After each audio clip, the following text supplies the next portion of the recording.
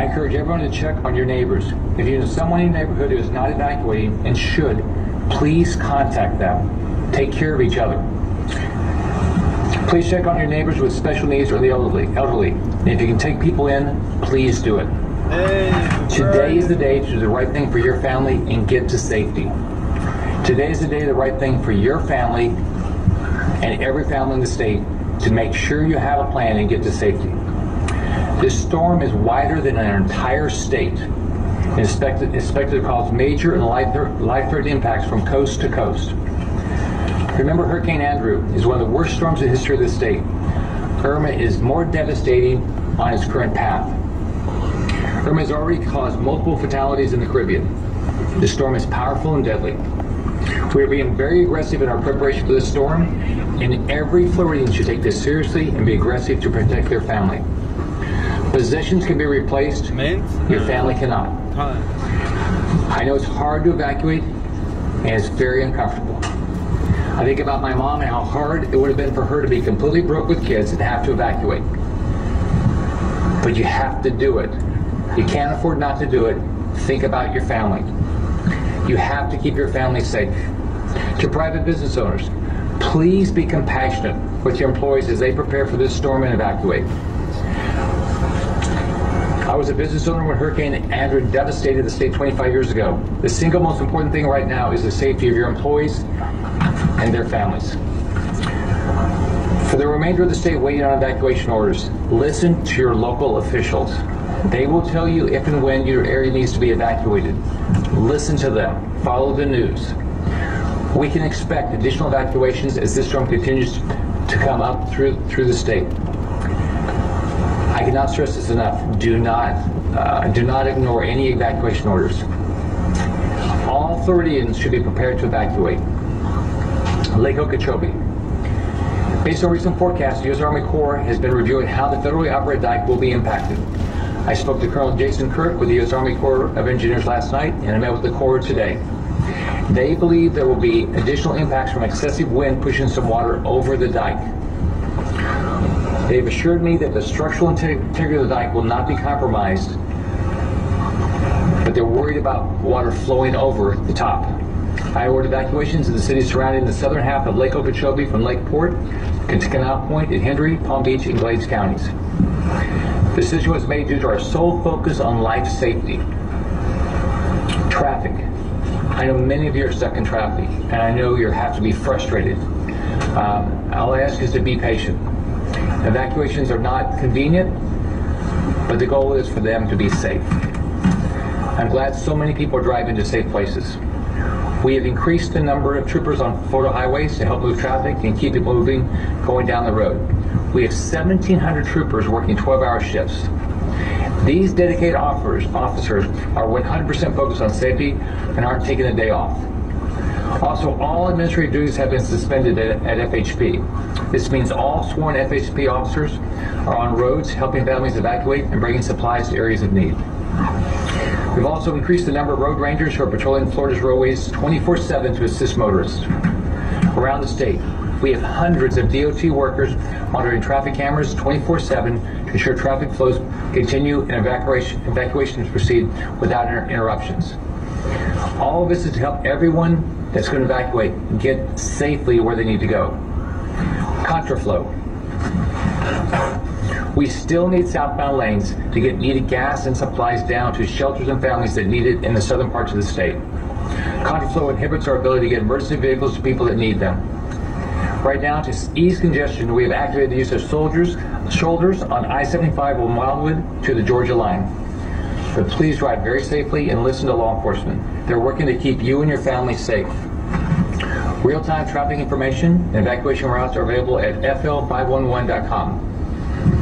We're seeing bottlenecks at major highway junctions, which brings up an important point.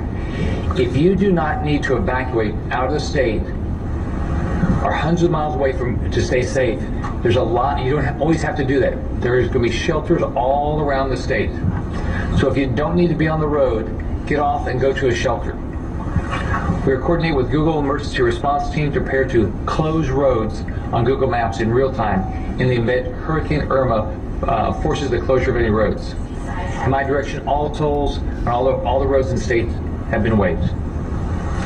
Visit Florida's Welcome Centers have transitioned to emergency information centers to help direct evacuees with the most up-to-date information.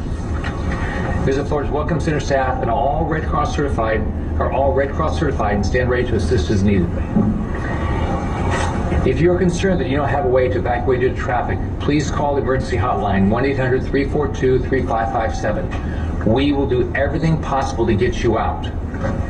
Fuel. One of our top priorities has been fuel availability. I was alerted yesterday by Vice President Pence that the federal government has waived additional rules and regulations to allow more fuel to get to Florida fast. I want to thank the EPA, I want to thank the President, the Vice President for all their efforts to help us get more fuel in the state. We know there are problems with supply at gas stations. State law enforcement are providing escort services to gas trucks to get them through traffic so they can get to these stations faster. These law enforcement escorts have continued throughout the night, and they'll go as long as possible. You've probably seen some of them around the state. For gas stations in evacuation zones, we need to stay open as long as possible so people can get fuel and get out. We will arrange police escorts for your employees so they can get out safely. So please stay open. If you're in an evacuation zone and you're a gas station, please stay open as long as you can. We all know how important fuel is. We're devoting every state resource, and the federal government is working to try to make sure we have all the fuel we can get here. 3 tanker trucks delivering fuel to Port Tampa Bay yesterday. We got 3 tanker trucks in, each delivering 1.2 million gallons of fuel. State law enforcement continues to escort fuel supply trucks from Port Tampa Bay, Jacksport, and Port Everglades directly to gas stations. As of 6 p.m. last night, 8.4 million gallons of fuel was shipped into Port Everglades, and more than 5 million gallons of fuel were shipped in Port Tampa Bay. We are aggressively working to move excess fuel stations in Niceville to communities throughout Central Florida. While we're making progress, unfortunately, you're still going to see lines, and unfortunately, you're going to still see outages. I can't imagine how frustrating you have to be. I can just tell you, none of us are going to stop working on it. However, if you're in an evacuation zone in South Florida, just remember, you need to leave now. Port Everglades will be closing tonight for safety, and gas will no longer be resupplied into much of South Florida until after the storm. If you're concerned you do not have enough fuel to evacuate, please call the state emergency hotline, 1-800-342-3557. But you have to call now. You cannot call in the middle of the storm. You have to call now so we can get you out. If you know you're going to a shelter in your county, you don't have to fill up your tank all the way. So be considerate of others, because others might have to be going further away. There's an app, Gas Buddy app, is a great resource to find opening stations with fuel. All ports still remain open and are operating to bring fuel and supplies in. Shelters. Last night, I directed the closure of all schools in the state, K-12, state colleges and universities, and all state offices for their normal activities. And it's today through Monday. The goal is to ensure we have all the space available for sheltering and staging.